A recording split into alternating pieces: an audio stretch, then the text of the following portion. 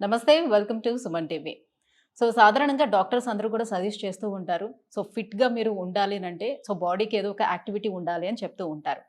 Activity అంటే అందరూ ఏమనుకుంటారంటే జనరల్‌గా కామన్‌గా ఒక వాకింగ్ చేస్తే సరిపోతుంది అని అనుకుంటారు. వాకింగే ఎక్కువ సేపు చేస్తే అయిపోతుంది. బాడీకి ఒక యాక్టివిటీ దొరుకుతుంది కదా అని అనుకుంటారు.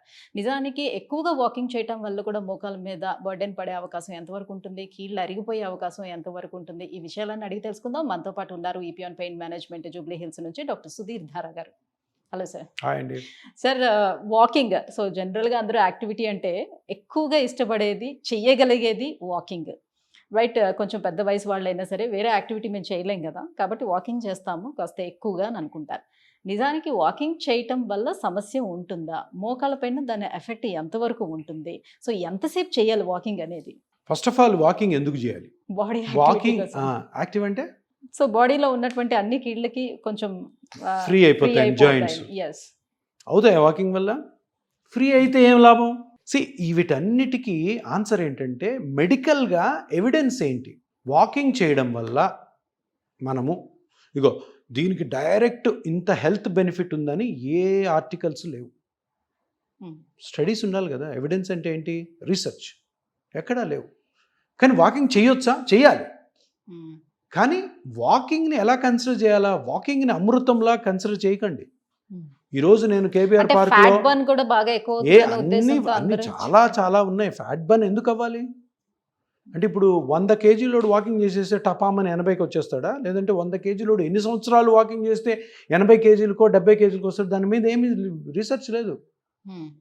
తిరుగుతూనే ఉంటారు లావుటున్నోళ్ళు. వాళ్ళు హెల్తీగా ఉన్నారు కాబట్టి ఎంత తిరిగినా ఏం కాదు వాళ్ళకి. ఫస్ట్ ఆఫ్ ఆల్ వాకింగ్ చెయ్యాలా వద్దా? చేస్తే ఎవరు చేయాలా? ఎంత చేయాలా? అది. ఇప్పుడు ఎగ్జాంపుల్ చెప్తాను. కేబీఆర్ పార్క్ ఉంది. కేబీఆర్ పార్కు ఒక రౌండ్ కొడితే 4 కిలోమీటర్లు. వాకింగ్ చేయడము మీరు అన్నట్టే. వాకింగ్ చేస్తే చాలా మనం హెల్తీగా ఉంటాము అన్న అపోహలోనే రోజుకు 500-600 మంది దాని చుట్టూ తిరుగుతూనే ఉంటారు. ఆ 400-500 మంది వాకింగ్ చెయ్యకపోయినా వాళ్ళ హెల్త్లు అట్లే ఉంటాయి. లేదు 400-500 మంది రోజు వాకింగ్ చేయడం ద్వారా వాళ్ళ హెల్త్లో ఏమి ఇంప్రూవ్మెంట్ అట్లనే ఉండవు. వాళ్ళ సైకలాజికల్ ఫీలింగ్ బాగుంటుందా? ఈరోజు మరి డాక్టర్స్ కూడా ఎందుకు సజెస్ట్ చేస్తారు? డాక్టర్స్ ఏమంటారు? ఓపిక లేక వాకింగ్ చేయంటారు. కానీ ఇప్పుడు వాకింగ్ ఎవరు చేయాలా? వాకింగ్ ఎందుకు చేయాలా? వాకింగ్ ఓవర్గా చేస్తే ఏమవుద్ది? వాకింగ్ ఎవరు చేయాలి అంటే నీ బాడీలో నొప్పిలు ఎక్కడా లేవు, మీరు చక్కగా ఉన్నారు, అన్నీ ఫ్రీగా ఉన్నాయి. వాకింగ్ ఒక 1/2 hour to 45 minutes everyday walking చేసి స్టాప్ చేయండి. ఏది? నార్మల్ వాకింగ్, పరిగెత్తి కాదు. ఇది ఏజ్ వైజ్ ఉంటుంది. మళ్ళీ 30-35 వాళ్ళు ఎలా చేయాలి, 40-45 వాళ్ళు ఎట్లా చేయాలా, 55-65 ఎట్లా చేయాలా, 70 వాళ్ళు వాకింగ్ చేయాలా లేదా, ఇవన్నిటికి కూడా గైడ్ లైన్స్ ఉన్నాయి. అవన్నీ పక్కన పెట్టేసేసి వాకింగ్ మనం చేయగలుగుతున్నాం కదా అని గంటలు వాక్ చేయడం వల్ల హాస్పిటల్కి అందరికీ చాలా బెనిఫిట్ జరుగుతుంది. ఎందుకు? ఆ మోకాళ్ళు అరిగిపోతాయి, ఆ యాంకిల్ జాయింట్స్ అరిగిపోతాయి, ఆ హిప్ జాయింట్స్ అరిగిపోతాయి, స్పైన్ ప్రాబ్లం వస్తుంది. అందరికి కాదు, కొంతమందికి. ఎందుకు? మీరు ఓవర్ యూజ్ చేస్తున్నారు బాడీని. ఇప్పుడు 4 కిలోమీటర్లు అన్నాను ఒకటి. ఇప్పుడు ఒక 60-70 years old నడుస్తుంటారు. వాక్ చేసినా మోకాళ్ళు అరిగిపోతాయి అని అంటున్నారు. కూర్చొని పని చేసినా అరిగిపోతాయి, అన్నిటికీ గైడ్ లైన్స్ ఉన్నాయి. ఇప్పుడు నేను అదే అంటున్నాను కదా, ఏజ్ వైజ్ 45-55 అమ్మా. 45-55 years వాళ్ళు జాబ్ చేసుకుంటుంటారు. ఆయన ఒక సిట్టింగ్ జాబ్ ఉన్నాడు. ఓకే, ఒక ఐటీ ఎంప్లాయో ఒక డాక్టరో. వాళ్ళు ఏం చేయాలా? Morning evening American heart association ప్రకారము వాళ్ళు ఇచ్చిన గైడ్లైన్స్ ప్రకారం 30-45 minutes minimum to moderate physical exercise. అంతే. మార్నింగ్, ఈవినింగ్ వీలైతే ఈవినింగ్ కూడా అందరికి వీలవుతుంది. అంతే. దీంట్లో కూడా క్లాజెస్ ఉన్నాయి. ఇప్పుడు ఈ ఫిజికల్ ఎక్సర్సైజ్ మోకాలు నొప్పి ఉన్నవాడు ఏం చేయాలి, షోల్డర్ పెయిన్ ఉన్నవాడు ఏం చేయాలి, బ్యాక్ పెయిన్ ఉన్నవాడు ఏం చేయాలి? మరి చేయాలి కదా వాళ్ళు కూడా. ఇది మీరు సైంటిఫిక్గా డాక్టర్ని అడగకుండా మోకాలు నొప్పి ఉన్నవాడు కూడా 1 గంట 45 నిమిషాలు లేదంటే ఈ మన కేబీఆర్ పార్క్లో 4 కిలోమీటర్స్ నడిస్తే మోకాలు నొప్పి కాస్త సివియర్ అయ్యి దానికి పెద్ద పెద్ద ఆపరేషన్కి వెళ్ళాల్సి వస్తుంది. ఎవరికి అంటే తెలియదు. ఇది ఓన్లీ ఒబేస్ గా ఉండే వాళ్ళలోనే ఎక్కువగా మనం చూస్తాం. ఆ వెయిట్ అంతా కూడా మోకాల మీద పడి ఎక్కువగా నడవటం వల్ల జరుగుతుందా ఎవరికైనా? ఎవరికైనా ఇప్పుడు లావుగా ఉన్న వాళ్ళకి ఎక్కువ నడిస్తే మోకాలు అరిగిపోవాలని రూల్ లేదు. ఎందుకంటే వాళ్ళ మోకాలు చాలా స్ట్రాంగ్ ఉందేమో, అంటే అరగాల్సిన టైం కంటే తొందరగానే అరుగుతుంది. అట్లా సన్నగా ఉన్న పేషెంట్స్లో సన్నగా ఉన్న మా వ్యక్తుల్లో మోకాలు అస్సలు అరగదని కూడా రూల్ లేదు. ఇప్పుడు సన్నగా ఉన్న వాళ్ళకి చాలామందికి మోకాళ్ళు తొందరగా 45-50 ఏళ్ళకి అరిగిపోతున్నాయి. సో ఇక్కడ గమనించాల్సిందంటే వాకింగ్ చేయాలి. ఎవరు చేయాలి, ఏ కండిషన్ ఉన్న వాళ్ళు ఎంత చేయాలి, ఇవన్నీ డాక్టర్ని అడిగి తెలుసుకోవాలి. పిచ్చిగా ఫ్రీగా వస్తుందని వాకింగ్ చేస్తూ ఉన్నాం అనుకోండి, 10 సంవత్సరాల వరకు మీ మోకాలు తట్టుకోగలిగేది 3 సంవత్సరాలుగా అరిగిపోతుంది. 3 సంవత్సరాలకి ట్రీట్మెంట్కి పోవాల్సి వస్తుంది. సో వాకింగ్ వల్ల మేజర్గా అఫెక్ట్ అయ్యేది మోకాలే. ఎందుకంటే బరువు అంతా దాని మీద పడుతుంది. మనం ఏంటో సైకలాజికల్గా ఒక మిత్లో ఉంటాం, అపోహలో. ఏంటి నేను వాకింగ్ చేస్తే మోకాలు ఇంకా స్ట్రెంగ్త్ అవుతుంది. కొంతమంది డాక్టర్లు ఏం చెప్తారంటే ఆల్రెడీ మోకాలు నొప్పి ఉన్నవాడిని వాకింగ్ చేయమంటారు. అది చాలా ఫూలిష్నెస్. ఇంకా పోతుంది. ఆల్రెడీ గుజ్జు జరిగి ఉంటుంది, ఆల్రెడీ లిగమెంట్ ప్రాబ్లం ఉంటుంది, దాని మీద ఇంకా ప్రెషర్ పెడుతున్నారు, మీరు వాక్ చేసి పోతుంది. సో వాకింగ్ ఒక్కటే ఎక్సర్సైజ్ కాదు, వాకింగే అన్ని రోగాలకి మాత్ర కాదు, వాకింగ్ అమృతము కాదు. అది కూడా జాగ్రత్తగా ఏ మనిషి ఎంతసేపు చేయాలని డాక్టర్ని కనుక్కొని చేస్తే మంచిది. పిచ్చి పిచ్చిగా వాకింగ్ చేయడం వల్ల మోకాలు వాకింగ్ బయట చేసేటప్పుడు కూడా కొంతమంది చెప్తారు ఆ ఫ్లాట్ సర్ఫేస్ మీద చేయొద్దని, ఇంకొంతమంది అంటారు అన్ఈవెన్ సర్ఫేస్ మీద చేయొద్దని. అసలు ఏం చేయాలి? హార్డ్ సర్ఫేస్ మీద వాక్ చేస్తే, సిమెంట్ ఫ్లోర్ మీద వాక్ చేస్తే మీకు షాక్ అబ్జార్బింగ్ ఉండదు కాబట్టి ఇంకా ఎక్కువ ఫాస్ట్గా పోతాయి.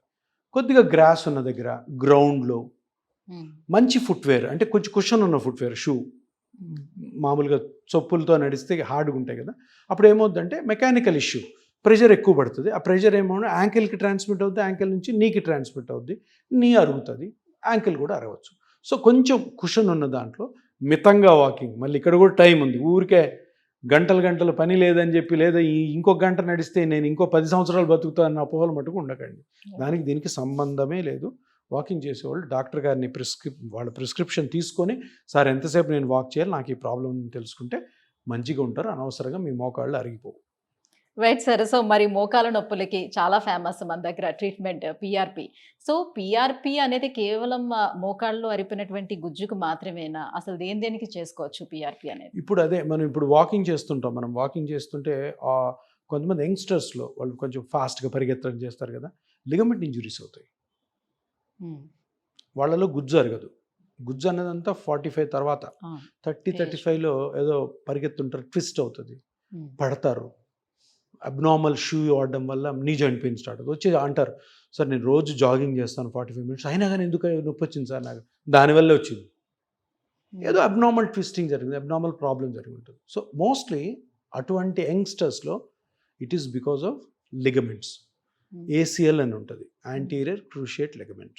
మెనిస్కస్ అని ఉంటుంది, ఆ 2 బోన్స్ మధ్యలో ఉన్న ఒక కుషన్. కొలెటరల్ లిగమెంట్స్ అని సైడ్లో ఉంటాయి. ఇవి ఏమైనా డ్యామేజ్ అయినా కూడాను పెయిన్ వస్తుంది. సో అందుకని నేను అంటాను, ఎప్పుడైనా మోకాలు నొప్పి వచ్చినప్పుడు ఫస్ట్ స్కానింగ్ చేసుకోవాలి, ఎక్స్రే కాదు. ఎక్స్రేలో ఏం తెలుస్తుంది? బోన్లో ఏమైనా ప్రాబ్లం ఉంటే తెలుస్తుంది, లిగమెంట్లో ప్రాబ్లం ఉంటే మళ్ళీ పెద్ద ఎంఆర్ఐకి పోవాలి, అవసరం లేదు. అల్ట్రాసౌండ్, మస్కులోస్కెలిటల్ డైనమిక్ స్కాన్ అని ఉంటుంది, సింపుల్, 10-15 మినిట్స్లో అయిపోతుంది. అది చేసుకుంటే మనకి ఎక్కడ ప్రాబ్లం ఉంది, ఎందువల్ల పెయిన్ వస్తుంది ఇమీడియట్గా 10-15 మినిట్స్ తెలుస్తుంది. సో ఈ లిగమెంట్ ఇంజురీస్ కూడాను one of the best treatments is PRP. ఆ లిగమెంట్ని ఐడెంటిఫై చేయాలా, ఆ లిగమెంట్లో క్రాక్ ఎంత ఉందో చూడాలా, దాన్ని మెజర్ చేయాలా, ఆ క్రాక్ వల్లనే నొప్పి వస్తుందని నిర్ధారణ చేసుకోవాలి. అక్కడ చిన్న ఇంజెక్షన్తో పిఆర్పి రిలీజ్ చేయడం ద్వారా అది హీల్ అవుతుంది. సో ఇది ప్రూవెన్ 30-40 years బ్యాక్. సో గుజ్జే కాకుండా, ఆస్టియోఆర్థరైటిస్ కాకుండా మోకాలకి ఈ వాకింగ్ల వల్ల, స్పోర్ట్స్ ఇంజరీస్ వల్ల, గేమ్స్ ఆడే వాళ్ళలో కూడా యంగ్ ఏజ్లో ఇటువంటి డ్యామేజ్ అవుతుంది. ఈ డ్యామేజ్ అన్నిటి కూడా పిఆర్పి మంచిగా పనిచేస్తుంది, రికవర్ చేస్తుంది, రీమోడల్ చేస్తుంది. వరల్డ్లో స్పోర్ట్స్ ఇంజరీస్ అయిన వాళ్ళలో మ్యాక్సిమం పెద్ద ప్లేయర్స్ అందరు పిఆర్పి తీసుకున్నారు. సచిన్ టెండూల్కర్ తొందరగా రికవర్ అవడానికి కూడా ఛాన్స్ ఉంటుంది. వాళ్ళు మళ్ళీ గ్రౌండ్లోకి వెళ్ళాలి కదా స్పోర్ట్స్. సచిన్ టెండూల్కర్ టెన్నిస్ ఎల్బోకి తీసుకున్నాడు, రఫెల్ నాడల్ మోకాలకు తీసుకున్నాడు, టైగర్ వుడ్స్ అని పెద్ద గోల్ఫ్ ప్లేయర్ ఉన్నాడు, ఆయన కూడా టెన్నిస్ ఎల్బోకి తీసుకున్నాడు. సో ఇట్లా అంటే స్పోర్ట్స్ ఇంజరీస్ ఇంక వాళ్ళే నెంబర్ 1 ప్లేయర్స్ కదా. సో ఇంకొకటి సౌత్ ఆఫ్రికాలో ఒక డాక్టర్ ఉన్నాడు, ఇప్పుడు వెళ్ళట్లేదు. ఇంతకుముందు జావగల్ శ్రీనాథ్, సౌరవ్ గంగూలీ, పెద్ద పెద్ద ఫాస్ట్ బౌలర్స్ షోల్డర్ ఇంజరీస్ తోటి మనకి పేపర్లో వచ్చేది. జావగల్ శ్రీనాథ్ షోల్డర్కి Shoulder. సర్జరీ చేయించుకున్నాడు సౌత్ ఆఫ్రికా. సర్జరీ కాదు, పిఆర్పి. ఓకే. వాళ్ళు అక్కడ పోయి చేయించుకుని చాలా ఫేమస్ డాక్టర్ ఆయన. అక్కడ ట్రైన్ అయిన డాక్టర్లు ఇప్పుడు ఇండియాలో ఉన్నారు చేసేవాళ్ళు, ఢిల్లీలో అట్లా.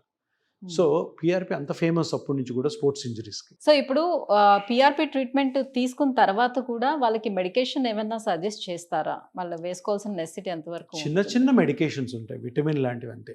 మ్మ్. అంతేగాని అంటే బేసికలీ ఈ లిగమెంట్ ఇంజరీస్కి, మెనిస్కస్ ఇంజరీస్కి, ఏసిఎల్ ఇంజరీస్కి, గుజ్జు అరిగిపోయిన దానికి మెడికేషన్స్ ఏమి పని చేయవు. ఓకే. పని చేసినట్టు ఎక్కడా రుజువు లేదు.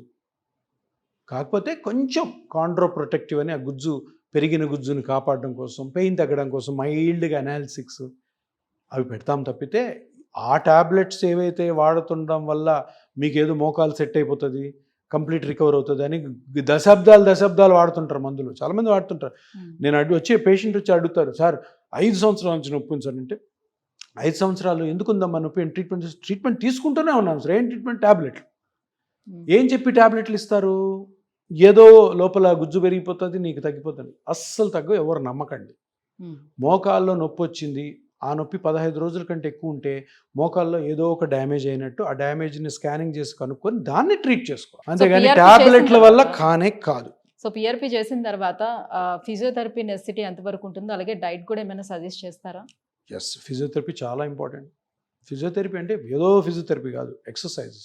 ఏం ఎక్సర్సైజెస్? ఇప్పుడు గుజ్జు అరిగిపోయింది సార్, మీరు పిఆర్పి చేశారు, గుజ్జు పెరిగింది. ఓకే, మరి ఎక్సర్సైజ్ ఎందుకు చేయాలా? ఆ పెరిగిన గుజ్జుని కాపాడుకోవాలా? ఎవరు కాపాడుతారు? పెరిగిన గుజ్జు మళ్ళీ తరగచ్చు కదా. ఎస్. ఎవరు కాపాడుతారు? చుట్టుపక్కల ఉన్న మజిల్స్ కాపాడుతాయి. ఆ మజిల్స్ని స్ట్రెంగ్తన్ చేసుకోవడానికి ఎక్సర్సైజెస్, దాన్నే ఫిజియోథెరపీ అంటారు. అందరూ ఏమనుకుంటారంటే ఫిజియోథెరపీ కూడా ఒక ట్రీట్మెంట్ అనుకుంటారు. కాదు, ఇది స్ట్రెంగ్తనింగ్. గుజ్జు ఏమో పెరిగింది పిఆర్పి వల్ల, కుషనింగ్ ఎఫెక్ట్ స్టార్ట్ అయింది, మళ్ళీ గుజ్జు అరిపోవచ్చు కదా మనం చేసే పనులు. దాన్ని ప్రొటెక్ట్ చేసుకోవాలేంటి? నీ చుట్టుపక్కల ఉన్న మజిల్స్, లిగమెంట్స్ స్ట్రెంగ్తన్ అవ్వాలి. దానికోసం ఫిజియోథెరపీ. దానికి ట్రీట్మెంట్కి అనుగుణంగా, మీకు జరిగిన బెనిఫిట్కి అనుగుణంగా, మీరు చేసే పనులకు అనుగుణంగా ఎక్సర్సైజ్ ఉంటాయి. ఆ పిచ్చి పిచ్చి అన్ని ఎక్సర్సైజ్ యూట్యూబ్లో చూసి ఈ ఎక్సర్సైజ్ అందరికీ అనుకోకండి. ఇంకొకటి చెప్తున్నాను, చాలా ఇంపార్టెంట్. మీకు గుజ్జు అరిగిపోయినా, లిగమెంట్ ఇంజురీ అయినా, మెనిస్కస్ ఇంజురీ అయినా, మజిల్ ప్రాబ్లం అయినా, ట్రీట్మెంట్ చేసుకోకుండా ఫిజియోథెరపీ స్టార్ట్ చేయొద్దు. ఎందుకంటే అక్కడ చిరిగిపోయినది కానీ, దెబ్బతిన్నది కానీ, తరిగిపోయిన కార్టిలేజు ఇంకా డ్యామేజ్ అయ్యే ఛాన్స్ ఉంటాయి. ఫస్ట్ ఆఫ్ ఆల్ స్కాన్ చేసి కనుక్కొని దాన్ని రికవర్ చేసుకొని సింపుల్గా తర్వాత ఫిజియోథెరపీ చేసుకోవాలి. ముందే ఫిజియోథెరపీ చేశారనుకో, చిరిగిపోయిన చొక్కా ఉందా, పట్టుకొని లాగితే ఏమవుద్ది, మొత్తం చిరిగిపోతుంది. సో అందుకని first correction, then strength. Right, thank you sir, thank you so much. So viewers చూస్తున్నారు కదా, సో వాకింగ్ అనేది మనకి నెసిటీ ఉంది, బట్ అది ఎంత మోతాదులో చేయాలో అంత మాత్రమే చేసుకోవాలి. సో ఎక్కువగా మనం ఏం మిస్టేక్స్ చేస్తున్నాం, మన మోకాలు అరిగిపోవడానికి ఎలాంటి మిస్టేక్స్ చేస్తున్నామో అది మనం ముందు గ్రహించాలి. సో మీలో ఎవరైనా మోకాల నొప్పులతో సఫర్ అవుతూ ఉంటే కింద స్క్రోల్ అవుతున్నటువంటి నెంబర్లకి కాల్ చేయండి. ఈపీ ఆన్ పెయిన్ మేనేజ్మెంట్ని ఒకసారి అప్రోచ్ అవ్వండి. సో నాన్ సర్జికల్ ట్రీట్మెంట్స్ని ఒకసారి ట్రై చేసి చూసినట్లయితే సర్జికల్ వరకు వెళ్ళాల్సిన నెసిటీ అయితే ఉండదు. Thank you.